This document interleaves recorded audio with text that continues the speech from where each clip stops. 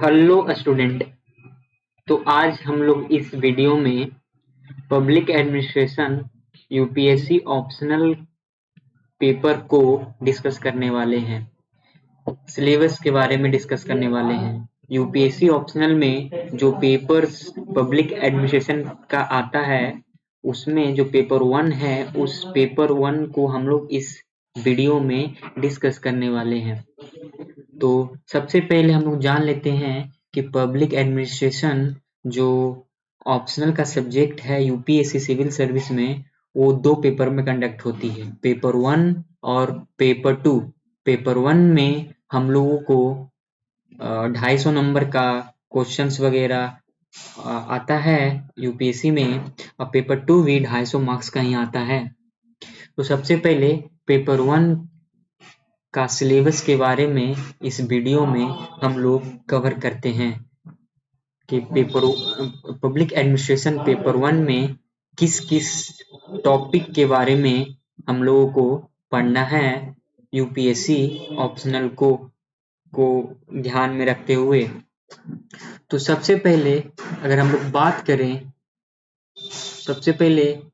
बात करें तो हम लोगों को पब्लिक एडमिनिस्ट्रेशन में इंट्रोडक्शन पढ़ना है। सबसे पहले इंट्रोडक्शन पढ़ना है। इंट्रोडक्शन में आप लोगों को पब्लिक एडमिनिस्ट्रेशन का मीनिंग कि आखिर इसका मीनिंग क्या है, scope, significance of public administration, withdraw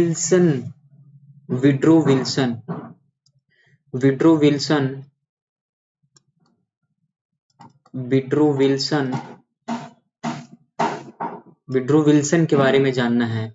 withdraw Wilson वही हैं जिन्होंने पब्लिक एडमिनिस्ट्रेशन को एग्जिस्टेंस में लाया, जिसे हम लोग विड्रो विल्सन को ही फादर ऑफ पब्लिक एडमिनिस्ट्रेशन कहते हैं। तो विड्रो विल्सन का विजन क्या रहा पब्लिक एडमिनिस्ट्रेशन को पॉइंट ऑफ व्यू से कि क्या है आखिर पब्लिक एडमिनिस्ट्रेशन में क्या पढ़ना है हम लोगों को, वो हम लोगों को जानना है कि इंट्रोडक्शन पार्ट में कि क्या है पढ़ना। उसके बाद इंट्रोडक्शन में हम लोगों को पढ़ना है इवोल्यूशन ऑफ डिसिप्लिन। ये जो पब्लिक एडमिनिस्ट्रेशन है वो as a discipline, as a subject कैसे हुआ, कैसे इसका इवोल्यूशन हुआ। पहले पॉलिटिकल साइंस के अंडर में ही पब्लिक एडमिनिस्ट्रेशन को पढ़ा जाता था, लेकिन जब विड्रो विल्सन के अप्रोच से, उनके एक आर्टिकल पब्लिश होने के बाद से, जैसे उन्होंने बताया कि पब्लिक एडमिनिस्ट्रेशन को as a discipline, as a subject पढ़ना चाहिए, उस चीज का जो इवोल्यूशन हुआ किस तरीके से हुआ, डिफरेंट थिंकर्स थे, वो अपना अप्रोच पब्लिक एडमिनिस्ट्रेशन के पॉइंट ऑफ व्यू के हिसाब से अपना थ्योरी को थ्योराइज किया, अपना थ्योरी को दिया। इसमें ही हम लोग को पढ़ना है कि जैसे इवोल्यूशन हुआ, इवोल्यूशन के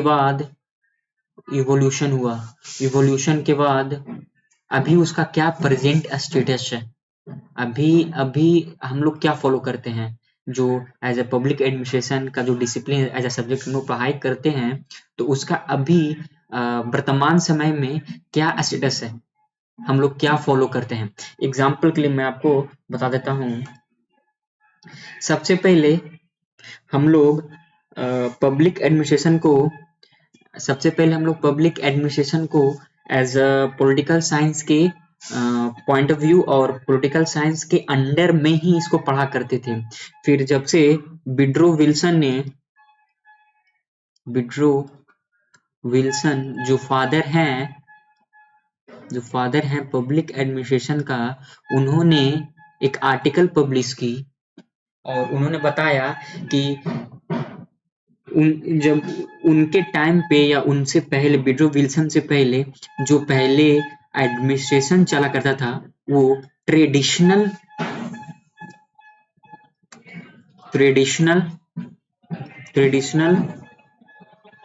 एडमिनिस्ट्रेशन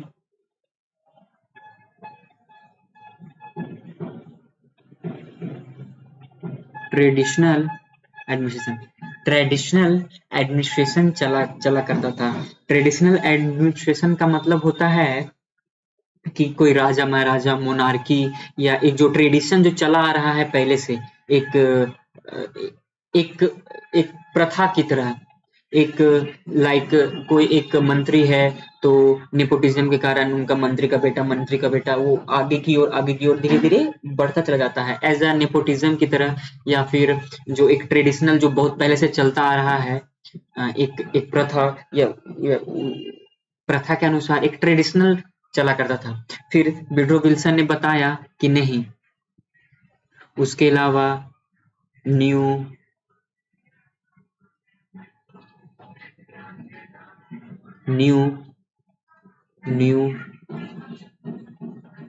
पब्लिक एडमिनिस्ट्रेशन, फिर उन्होंने बताया कि नहीं, ट्रेडिशनल एडमिनिस्ट्रेशन से बेटर है। इन्होंने एनपीए के बारे में बताया। ये हम लोग पब्लिक एडमिनिस्ट्रेशन का इवोल्यूशन के बारे में जानेंगे। जैसे पहले एनपी आया, पहले ट्रेडिशनल एडमिनिस्ट्रेशन हुआ करता था, फिर न्यू पब्लिक एडमिनिस्ट्रेशन आया, फिर न्यू पब्लिक मैनेजमेंट आया, न्यू पब्लिक मैनेजमेंट आया। ये सारा थ्योरी है, ये सारा थिंकर का या डिफरेंट थिंकर का ये एक तरीके का कि किस तरीके से हमारा पब्लिक एडमिनिस्ट्रेशन चलना चाहिए, किस तरीके से हमारा ब्यूरोक्रेटिक फंक्शन होना चाहिए। तो उस चीज में हम लोगों ने पहले एनपीए आया, फिर एनपीएम आया, फिर पब्लिक चॉइस अप्रोच आया, पब्लिक चॉइस अप्रोच आया।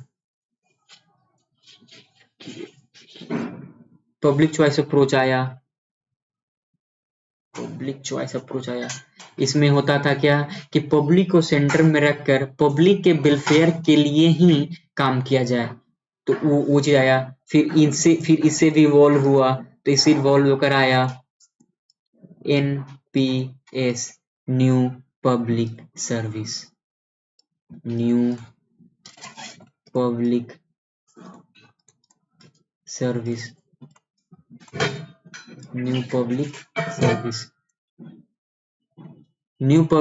सर्विस आया।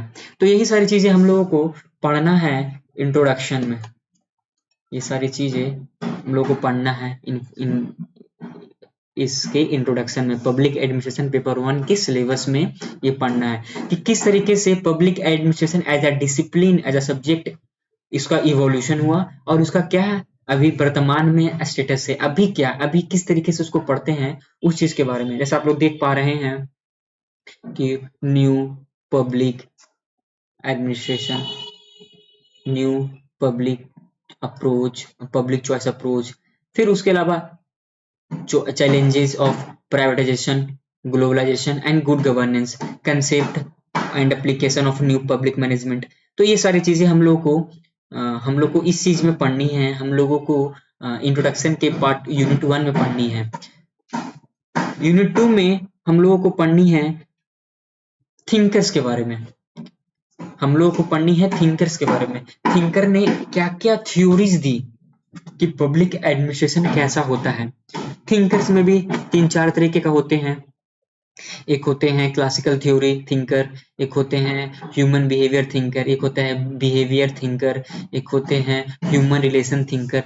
तो उस हिसाब से थिंकर का डिवाइड हुआ है, उसका विभाग हुआ है कि कौन उनके थ्योरी के अनुसार उनको क्या वो अप्रोच रखते थे।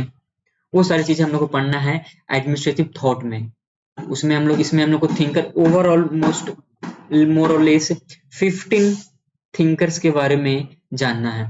इसमें हम लोग को जानना है क्लासिकल थ्योरी में मैक्स वेबर का ब्यूरोक्रेटिक मॉडल कैसा है, उसका क्रिटिसिज्म क्या है, उसका लोगों ने उसको सराहाया है या नहीं, उसका क्या बेनिफिट है, क्या उसका क्रिटिसिज्म है, वो सारी चीजें हम लोग को जानना है। फिर हम लोग डेवलपमेंट मैक्स वेबर का जो डेवलपमेंट हुआ है उस डेवलपमेंट के बारे में जानना है। फिर हम लोग को MP फॉलेट के बारे में जानना है, मैरी पार्कर फॉलेट के बारे में जानना है। ह्यूमन रिलेशन स्कूल से जो थिंकर हैं वो है एल्टन मायो और अदर्स, वो हम लोग को इसमें जानना है। फिर हम लोग को चेस्टर बर्नार्ड के बारे में जानना है। फिर हम लोग को हर्बर्ट साइमन के बारे में जानना है, जो हर्बर्ट साइमन ने डिसीजन मेकिंग थ्योरी दी है। एक एक ऑर्गेनाइजेशन के लिए, एक एडमिनिस्ट्रेटर के लिए कि क्या डिसीजन रहना चाहिए, वो हर्बर्ट साइमन ने एक थ्योरी दी है, उस चीज को जानना है। यही सारी चीजें हम लोग को यूनिट 2 में पढ़नी है। यूनिट 2 में हम लोग को मोर और लेस आप लोगों को बेसिकली थिंकर्स के बारे में ही पढ़नी है। थिंकर्स का क्या आइडिया है, क्या उसका इम्प्लीमेंटेशन में क्या उसका बेनिफिट है, क्या उससे हम लोग को प्रॉब्लम है, उसे क्या क्रिटिसिज्म है, उनका जो थ्योरी है वो यूनिवर्सल एप्लीकेबल है या नहीं, उनका जो थ्योरी है वो यूनिवर्सल एप्लीकेबल है या नहीं, उस चीज के बारे में हम लोगों को जानना है। ये हम लोग को यूनिट 2 में पढ़ना है। यूनिट 3 में हम लोग को जानना है एडमिनिस्ट्रेटिव बिहेवियर के बारे में। एडमिनिस्ट्रेटिव बिहेवियर लाइक कि एक एडमिनिस्ट्रेटर, एक ब्यूरोक्रेट का कैसा बिहेवियर होना चाहिए, एक परफेक्ट ब्यूरोक्रेट का, एक परफेक्ट एडमिनिस्ट्रेटर का कैसा बिहेवियर होना चाहिए, उस बिहेवियर में क्या क्या कैरेक्टरिस्टिक होना चाहिए, लाइक डिसीजन मेकिंग का पावर होना चाहिए, किस तरीके से डिसीजन मेकिंग तक कैसे पहुंचे, एक अच्छा एक निर्णय कैसे लिया जाए, उसका क्या टेक्निक है, क्या किस चीज को फॉलो करके, किस प्रिंसिपल को फॉलो करके एक अच्छा डिसीजन लिया जाए, उसके बारे में हम लोग को जानना है। अगर हम लोग बात करें तो इसमें हम लोग को कम्युनिकेशन का स्किल होना चाहिए। एक जो ब्यूरोक्रेट है, ब्यूरोक्रेट में एक ब्यूरोक्रेट का जो बिहेवियर होना चाहिए, एक एडमिनिस्ट्रेटर का जो बिहेवियर होना चाहिए, वो कम्युनिकेशन में काफी अच्छा होना चाहिए, मोरल बेस्ड हो, मोटिवेशन दे सके, मोटिवेशन थ्योरी कैसे होना चाहिए, कंटेंट होना चाहिए, प्रोसेस बेस्ड होना चाहिए या कंटेम्प्ररी होना चाहिए, इस चीज के बारे में जानना चाहिए। और सबसे इम्पोर्टेंट कि उसमें लीडरशिप की क्वालिटी होना चाहिए, लीडरशिप की क्वालिटी होना चाहिए। तो सबसे बड़ी बात है कि लीडरशिप की क्वालिटी किस तरीके की होनी चाहिए, ट्रेडिशनल होनी चाहिए, मॉडर्न होने चाहिए।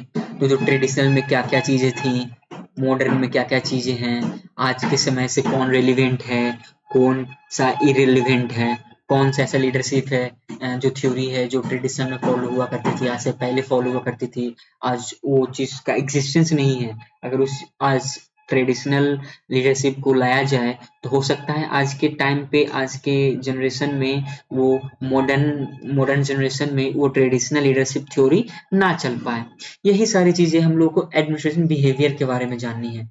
अब हम लोग बात करते हैं ऑर्गेनाइजेशन के बारे में।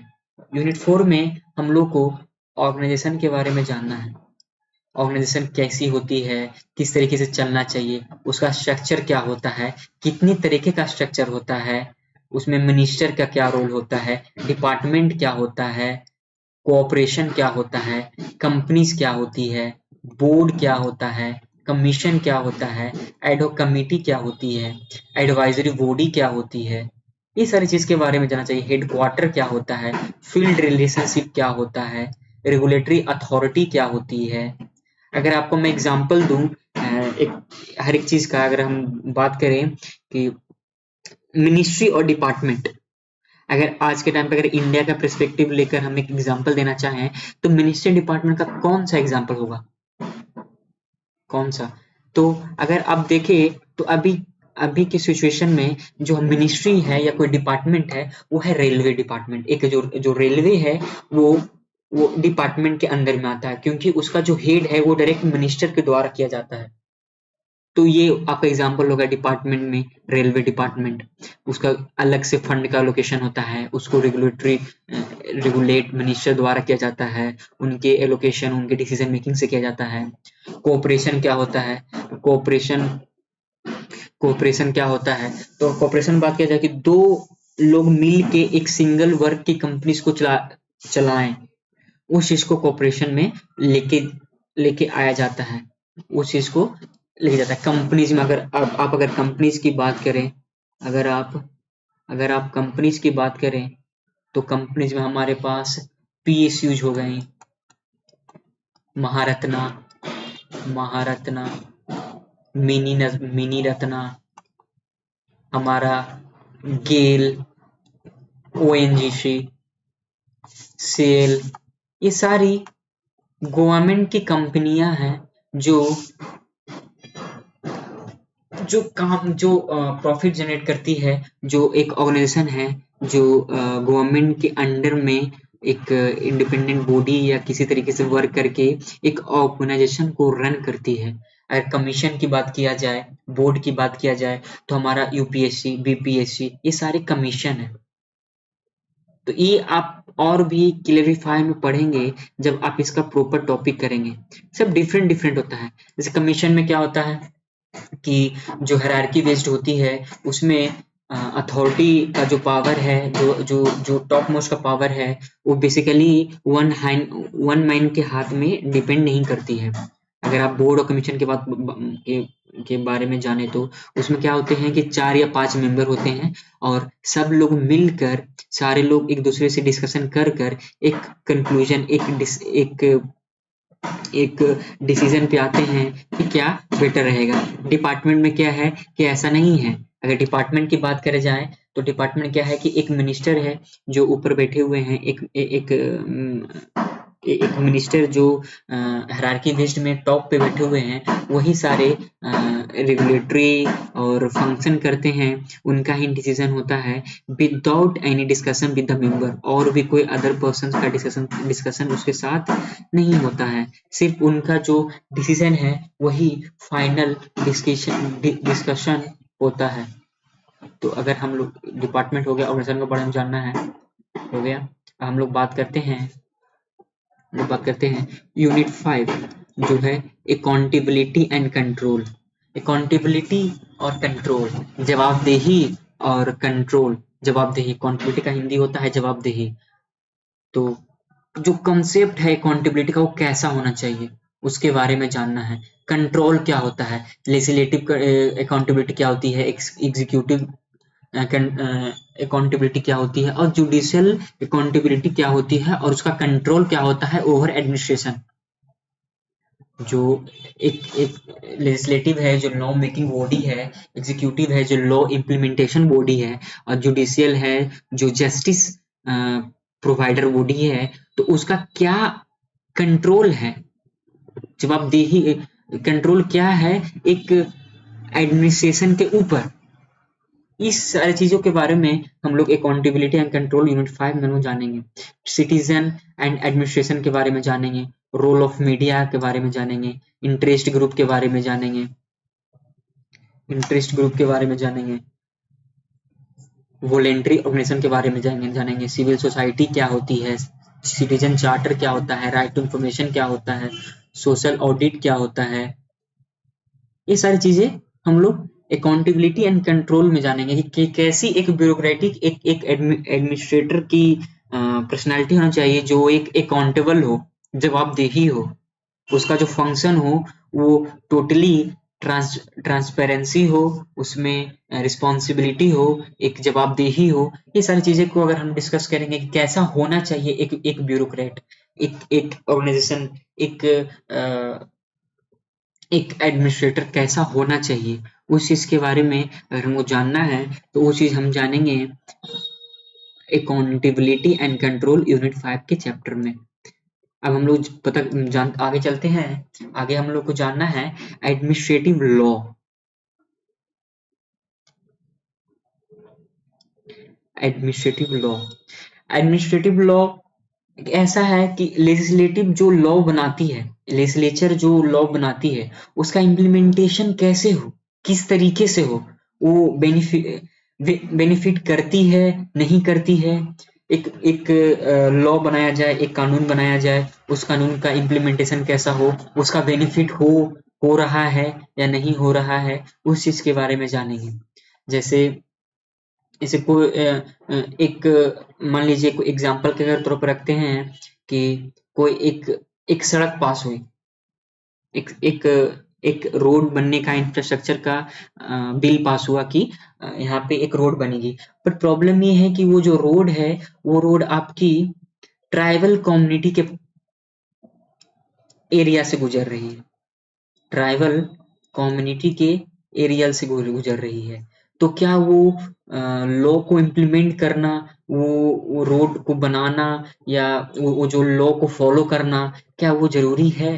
क्योंकि यहाँ पे फिर कन्फ्लिक्ट हो जाएगा, एक ट्राइबल इंटरेस्ट को अगर मद्देनजर रखा जाए तो उस यही सब चीज के बारे में जानना है कि इंटरेस्ट जो कन्फ्लिक्ट होती है वो किस तरीके से होना चाहिए, लॉ बन रही है यो यूनिवर्सल एप्लीकेबल है, कैसे है, नहीं है, ये सारी चीज के बारे में जानेंगे। इसमें हम लोग डाइसी एक थिंकर है, उन्होंने एडमिनिस्ट्रेटिव लॉ कैसी होनी चाहिए, पब्लिक ओरिएंटेड होनी चाहिए, ब्यूरोक्रेटिक ओरिएंटेड होना चाहिए। कई बार इस तरीके से होती है कि कोई ब्यूरोक्रेटिक अपने इंटरेस्ट को मद्देनजर रखते हुए, अपने इंटरेस्ट को सुप्रीम रखते हुए वो एक लॉ बना देती है जो उसको इंटरेस्ट दे, बाकी किसी को इंटरेस्ट दे या ना दे उनसे उसको फर्क नहीं पड़ता है। तो वो उसको डिमेरिट के रूप में गिना जाता है कि क्या क्या ऐसा भी होना चाहिए कि एक पर्सन, एक मिनिस्टर को अपने इंटरेस्ट अपना इंटरेस्ट खुद को रखकर, अपना इंटरेस्ट को रखकर लॉ बनाया जाए और उस पे सबको वो लॉ को अप्लीकेबल किया जाए। तो ये सारी चीजें हम लोग डाइसी की थ्योरी में पढ़ेंगे कि एडमिनिस्ट्रेटिव लॉ कैसी होनी चाहिए। अब डिलीगेटेड लेजिस्लेचर, जैसे ब्यूरो ये जो टॉपिक है डिलीगेटेड लेजिस्लेचर, इसमें हम लोग जानेंगे, अगर आप एक एग्जांपल के थ्रू हम लोग देखें, एग्जांपल के थ्रू अगर हम लोग एग्जांपल के थ्रू देखें, एग्जांपल के थ्रू, तो जो लेजिस्लेटिव असेंबली है या लेजिस्लेचर, वो क्या करती है, वो एक लॉ बना देती है, एक लॉ बना देती है, एक रूल बना देती है। बट अगर आप देखा जाए तो पार्लियामेंट हम लोगों का तीन तीन तीन बार ही मिलती है, winter session, monsoon session, winter session.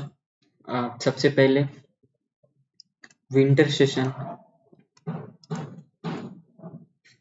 की winter session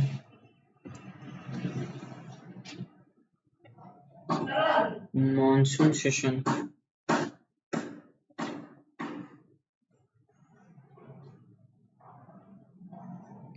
winter session, monsoon,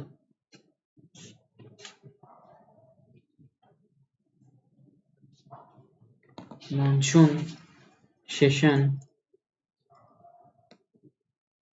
और तीसरा है हमारा budget session, budget session. Parliament basically ये तीन सेशन में ही मिलती है।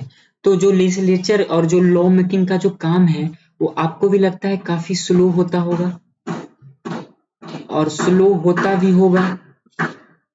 दूसरी बात उसमें ये हो जाती है कि किसी चीज पे अगर लॉ बन रही है, रूल बन रही है, तो पार्लियामेंट के पास इतना समय नहीं होता है कि वो उसको फुल्ली स्पेसिफिक वे में, एक प्रॉपर वे में पूरी हर एक पॉइंट को लिख सके, ऐसा नहीं होता है। तो इसी चीज को कि उन्होंने बस एक लॉ को एग्जिस्टेंस में ला दिया कि हाँ ये इस चीज की लॉ है।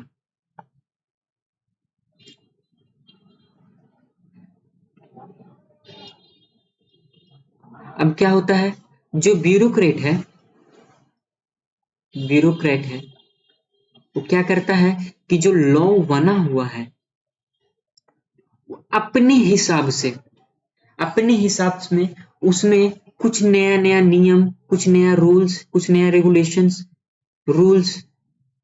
रेगुलेशन उसमें इंसर्ट कर दिया जाता है या इंसर्ट कर देते हैं।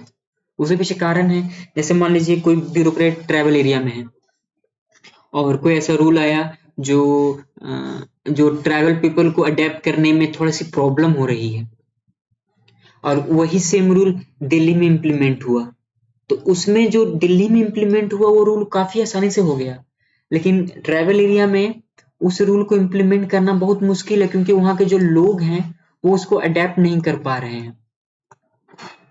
तो क्या करेगा जो ब्यूरोक्रेट है, उसमें जो ब्यूरोक्रेट है उस ट्राइबल एरिया का क्या करेगा, अपने हिसाब से डेलीगेट कर देगा लेजिस्लेचर में डेलीगेट कर देगा, उसमें कुछ रूल्स एंड रेगुलेशन ऐड कर देगा जो ट्राइबल पीपल्स को अडेप्ट करने में आसानी हो, ट्राइबल पीपल को अडेप्ट करने में आसानी हो। तो यही सारी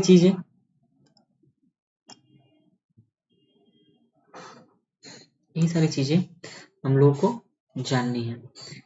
ये हो गई आपका एक ट्रिब्यूनल के बारे में जानना है, नॉर्मल जो कोर्ट और ट्रिब्यूनल आपने पॉलिटिक में पढ़ा होगा, ट्रिब्यूनल के बारे में जानना है। उसके बाद हम लोग आते हैं यूनिट 7 में। यूनिट 7 में आपका है कंपैरेटिव पब्लिक एडमिनिस्ट्रेशन। इसमें आपको बेसिकली इन्वायरमेंट को मद्देनजर रखते हुए क्या उसका मार्केट का ओवरव्यू है, और जो हमारे आसपास के देश हैं, आसपास के कंट्रीज हैं, उसमें आसपास में पब्लिक एडमिनिस्ट्रेशन किस तरीके से बेटर हो रही है, वो सारी चीज़ें के बारे में जानना है। डिफरेंट कंट्रीज के अगर हम कंपेयर करने के बारे में जानना है। ऐसा एग्जांपल रखें कि अगर स्विट्जरलैंड की पुलिस अच्छी है तो हम लोग को स्विट्जरलैंड की पुलिस के बारे में जानना है। अगर हम लोग समझेंगे कि यूएस की ब्यूरोक्रेट का इफिशिएंसी काफी अच्छा है, तो ब्यूरोक्रेट की यूएस की ब्यूरोक्रेट अच्छा है, तो उनसे सीखना है, उनसे कंपेयर करना है किस तरीके से, उस तरीके से ओवरऑल 3 4 5 कंट्रीज के बारे में हम लोग को ओवरव्यू थोड़ा बहुत लेना है कि किस तरीके से ये सारी चीजें काम करती हैं। अगर हम लोग बात करें यूनिट 8 की, उसमें हम लोग को जानना है डेवलपमेंट डायनेमिक्स। डेवलपमेंट का कंसेप्ट क्या है? सबसे पहले डेवलपमेंट का कोई कंसेप्ट नहीं है। डेवलपमेंट एक अपने आप में काफी डायनेमिक कंसेप्ट है, क्योंकि ये इवॉल्व होती रहती है, इवॉल्विंग इन नेचर है। आज मेरे लिए आज इंडिया के लिए जो डेवलपमेंट है वो क्या है, 5 ट्रिलियन इकोनॉमी हो जाए वो डेवलपमेंट है। लेकिन जब हम लोग 5 ट्रिलियन इकोनॉमी पहुंच जाएंगे तो हम लोग के लिए डेवलपमेंट हो जाएगी 50 ट्रिलियन इकोनॉमी। तो ये सारी चीज की डेवलपमेंट का क्या है, चेंजिंग प्रोफाइल ऑफ डेवलपमेंट, किस तरीके से एक डेवलपमेंट का प्रोफाइल चेंज होते रहता है। एंटी डेवलपमेंट थेसिस के बारे में जानना है। एंटी डेवलपमेंट थेसिस के बारे में जानना है कि डेवलपमेंट कैसे, वेस्टर्न का जो डेवलपमेंट है और इंडिया का जो डेवलपमेंट है वो डिफरेंट कैसे है। जैसे यूएस में डेवलपमेंट का मतलब कुछ और है, मेरे लिए डेवलपमेंट का मतलब कुछ और है। उस चीज के बारे में जानना है कि जो एंटी डेवलपमेंट थ्योरी है वो यूनिवर्सल एप्लीकेबल नहीं है। अगर यूनाइटेड स्टेट ऑफ अमेरिका का जो डेवलपमेंट का जो थेसिस देखेंगे वो डिफरेंट है। उनका सोसाइटी का जो एडेप्टेशन है वो सोसाइटी उनका डिफरेंट है। वो डिफरेंट सोसाइटी को पॉइंट ऑफ व्यू उनके पॉइंट ऑफ व्यू से देखकर उस अपने यूनाइटेड स्टेट ऑफ यूएस का जो डेवलपमेंट है वो किस तरीके से है, सोसाइटी इसको कैसे अडेप्ट करती है। हमारी सोसाइटी अलग है, यूएस की सोसाइटी अलग है, तो इनके लिए डेवलपमेंट का जो प्रोसेस है वो डिफरेंट है, हमारे लिए प्रोसेस डिफरेंट है।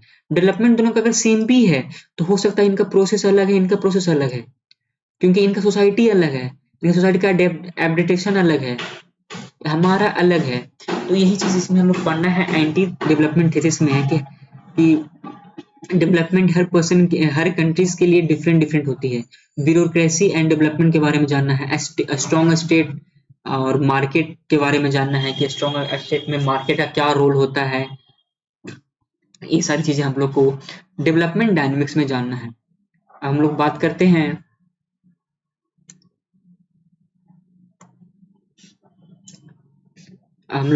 हैं यूनिट 9 के बारे में, पर्सनल एडमिनिस्ट्रेशन।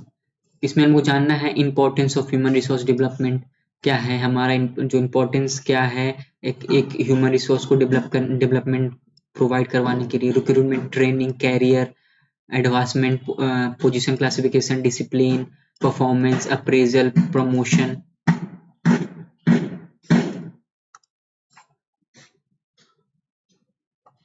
ये सब चीज के बारे में जानना है कि ओवरऑल एक इंडिविजुअल को एक पर्सनल एडमिनिस्ट्रेशन को क्या क्या चीज हम लोग प्रोवाइड करवाएं, किस किस चीज पे हम लोग को टेक्निकली इम्प्रूवमेंट, टेक्निकली उसमें हम लोग को मेहनत करनी पड़ेगी, या क्या क्या उन चीजों को टेक्निक प्रोवाइड करवानी पड़ेगी ताकि उसमें जो एडमिनिस्ट्रेशन है वो काफी अच्छे तरीके से वर्क करे। यही सारी चीजें हम लोग को पढ़ना है। कोड ऑफ कंडक्ट क्या होना चाहिए, एक एडमिनिस्ट्रेशन का एम्प्लॉय का रिलेशन कैसा होना चाहिए, एक हायरार्की में जो कोई ऊपर पोस्ट पे है उनके नीचे पोस्ट पे है उनमें दोनों का रिलेशन क्या होना चाहिए, पोजीशन का क्लासिफिकेशन क्या होना चाहिए, हायरार्की बेस्ड में कौन किस पोस्ट पे है, किस बेसिस पे उसका रिक्रूटमेंट होना चाहिए, ट्रेनिंग किस तरीके से होना चाहिए, कैरियर किस तरीके से होना चाहिए, और डिसिप्लिन क्या होना चाहिए, परफॉर्मेंस का अप्रेजल किस तरीके से होना चाहिए, परफॉर्मेंस के बेस पे अप्रेजल होना चाहिए तो किस तरीके से होना चाहिए, किस परफॉर्मेंस के बेस पे होना चाहिए, प्रमोशन कब मिलनी चाहिए, किस बेसिस पे मिलनी चाहिए, परफॉर्मेंस पे मिलनी चाहिए, और आपका सर्विस कैसी होनी चाहिए, सर्विस की कंडीशन क्या होनी चाहिए, ये सारी चीजें हम लोग को जाननी है। एडमिनिस्ट्रेशन का जो इथिक्स है वो कैसी होनी चाहिए, ये हम लोग को जाननी है यूनिट 9 में। अगर यूनिट 10 की बात करें तो हम लोग को जाननी है पब्लिक पॉलिसी। पब्लिक पॉलिसी मतलब जो गवर्नमेंट पॉलिसी बनाती है पब्लिक के वेलफेयर के लिए, उस चीज के बारे में हम लोग को जानना है पब्लिक पॉलिसी के अंडर, कि किस तरीके से पब्लिक पॉलिसी बनानी चाहिए, किस चीज को किस प्रिंसिपल को बेसिस रखना चाहिए एक पॉलिसी बनाने के लिए, क्या प्लानिंग, कैसी प्लानिंग होनी चाहिए, इम्प्लीमेंटेशन कैसी होनी चाहिए, मॉनेटरी कैसे होनी चाहिए। उसके बाद अगर मान लीजिए कोई कोई पॉलिसी को बना दिया गया, उसको इम्प्लीमेंट कर दिया गया, उसको मॉनिटर किया गया, उसके बाद उसका एवेल्युएशन होनी चाहिए कि वो सही से वर्क कर रही है कि नहीं, उसका रिव्यू होना चाहिए, उसका क्या क्या कमियां हैं उस पे हम लोग को वर्क करना या किस तरीके से होना चाहिए। स्टेट थ्योरी और पब्लिक पॉलिसी फॉर्मेशन कैसे होना चाहिए उसके बारे में लोग जानेंगे पब्लिक पॉलिसी में। स्कीम के बारे में जानेंगे, गवर्नमेंट बनाती है जो पब्लिक पॉलिसी में, जो गवर्नमेंट बनाती है स्कीम, वो किस बेसिस पे बनाती है, किस चीज को रख के बनाती है, किस तरीके से बनानी चाहिए, क्या पॉइंट ऑफ व्यू रख के बनानी चाहिए। पब्लिक पॉलिसी को क्या एक प्रिंसिपल, सेट ऑफ प्रिंसिपल को फॉलो करना चाहिए। जैसे क्या होता है बहुत सी कंट्री में क्या होती है, जो कैपिटलिस्ट लोग होते हैं, जो इंडस्ट्रियलिस्ट लोग रहते हैं, वो उन्होंने बताया अपना प्रॉब्लम और उसी के बेस पे गवर्नमेंट ने लॉ बना दिया या पॉलिसी बना दी। लेकिन वो जो पॉलिसी है वो तो सिर्फ अपर क्लास के लिए ही बेनिफिट होगी, लोअर क्लास के लिए बेनिफिट नहीं होगी। तो ये सारे प्रिंसिपल है कि क्या फॉलो करना चाहिए, क्या फॉलो करना चाहिए। स्टूडेंट के लिए कोई पॉलिसी आई तो क्या स्टूडेंट को बेनिफिट दे रही है या नहीं, उसका एवोल्यूशन होना चाहिए, प्लानिंग होनी चाहिए, मॉनिटरिंग होनी चाहिए, एवोल्यूशन होना चाहिए, रिव्यू होना चाहिए, उसका क्या क्या कमियां है उसमें होना चाहिए। अब ऐसे मान लीजिए कि जो फॉर्म लॉ आया, तो ये फॉर्म लॉ का इसमें बहुत सारे प्रॉब्लम क्या है कि आपने, क्योंकि बहुत लोगों ने इसमें क्या है कि जो प्लानिंग होनी चाहिए वो प्लानिंग नहीं हुई, किस तरीके से इम्प्लीमेंटेशन हो जाए वो उसका कोई set of rules of guide नहीं है, मॉनिटरिंग कैसी होनी चाहिए उसके बारे में भी नहीं पता है। तो ये सारी चीजें कि एग्जाम्पल में बहुत सारे एग्जाम्पल पढ़ा है, जब इसके बारे में पूरा पूरा पढ़ाई करेंगे, पूरा इसके बारे में जानेंगे तो हम लोग को काफी सारा एग्जाम्पल मिल जाएगा। बहुत सा ऐसा पॉलिसी है जो सिर्फ एक सेक्टर, एक सेक्शन को मद्देनजर रखते हुए बनाई जाती है, और उस सेक्शन के अलावा दूसरे सेक्शन को उससे कोई प्रॉफिट नहीं होती है, उससे कोई फायदा नहीं होता है, तो फिर वो पॉलिसी किसी काम की नहीं है। तो ये सारी चीजें की जो जो पॉलिसी बननी चाहिए वो किस प्रिंसिपल के बेसिस पे बननी चाहिए, क्या किस चीज को फॉलो करना चाहिए पॉलिसी बनाने के समय पे। अब हम बात करते हैं यूनिट 11। यूनिट 11 में हम लोग को बात करना है टेक्निक्स ऑफ एडमिनिस्ट्रेटिव इम्प्रूवमेंट। इसमें हम लोग बात करेंगे जो टेक्निक है, क्या क्या टेक्निक होने चाहिए एक ब्यूरोक्रेट, एक एडमिनिस्ट्रेटर के इम्प्रूवमेंट के लिए, क्या क्या टेक्निक को फॉलो करना चाहिए जिससे हमारा एडमिनिस्ट्रेटिव का इम्प्रूवमेंट हो सके, एक ब्यूरोक्रेटिक का इम्प्रूवमेंट होना चाहिए। ऑर्गेनाइजेशन का क्या होना चाहिए, उसका मेथड क्या है, वर्क स्टडी होनी चाहिए, वर्क मैनेजमेंट होनी चाहिए, ई गवर्नेंस को फॉलो करना चाहिए, इंफॉर्मेशन टेक्नोलॉजी को आगे बढ़ाना चाहिए, मैनेजमेंट एड टूल्स होना चाहिए, नेटवर्क एनालिसिस, मेसपर्ट, सीपीएम, मतलब टेक्निक के बारे में डिस्कस करना। जैसे ऐसे आप एमआईएस, एक अपवर्ट, सीपीएम, ये तीन एक टेक्निक है, एक प्रिंसिपल है, सेट ऑफ प्रिंसिपल कि किस तरीके से एक एडमिनिस्ट्रेशन को एडमिनिस्ट्रेटर और एक ऑर्गेनाइजेशन किस तरीके से वर्क करनी चाहिए, उस चीज के बारे में हम लोग इस MIS PERT और CPM में बात करते हैं। क्या उसका ब्लूप्रिंट होनी चाहिए, ब्लूप्रिंट के बारे में बात करते हैं, ब्लू मैप होनी चाहिए और एक स्ट्रेटजी होनी चाहिए, प्लानिंग होनी चाहिए, किस तरीके से ये एफिशिएंसी बढ़ाने के लिए एक कोई ऑर्गेनाइजेशन है, कोई ब्यूरोक्रेट है, एक एडमिनिस्ट्रेटर है, तो उसमें क्या होनी चाहिए, एक मेथड क्या होना चाहिए कि किसी प्लान को एग्जीक्यूट करने के लिए वर्क का स्टडी होना चाहिए, किस तरीके से होना चाहिए, उसमें मैप बनाने चाहिए, वर्क का मैनेजमेंट किस तरीके से होना चाहिए, ई गवर्नेंस को कैसे फॉलो करें, एफिशिएंसी और अकाउंटेबिलिटी को बढ़ाने के लिए, ये सारी चीजें हम लोग को पढ़ना है। टेक्निक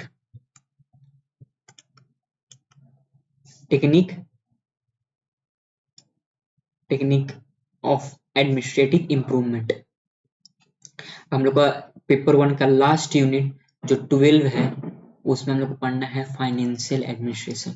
इसमें हम लोग को फाइनेंस से रिलेटेड, मनी रिलेटेड किस तरीके से हम लोग एक फाइनेंशियल एडमिनिस्ट्रेशन को बढ़ावा देते हैं, मॉनेटरी एंड फिजिकल पॉलिसी के बारे में जानना है, पब्लिक बोरोइंग के बारे में जानना है, पब्लिक कर्जा, पब्लिक डेब्ट बजट के बारे में जानना है, कितने प्रकार के होते जानना है, और उसका फॉर्म के बारे में जानना है,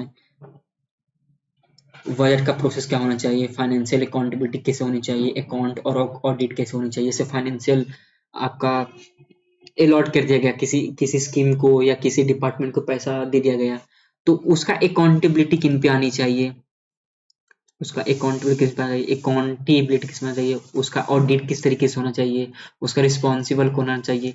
ये सारी चीजें हम लोग इस पेपर 1 में हर एक चीज कवर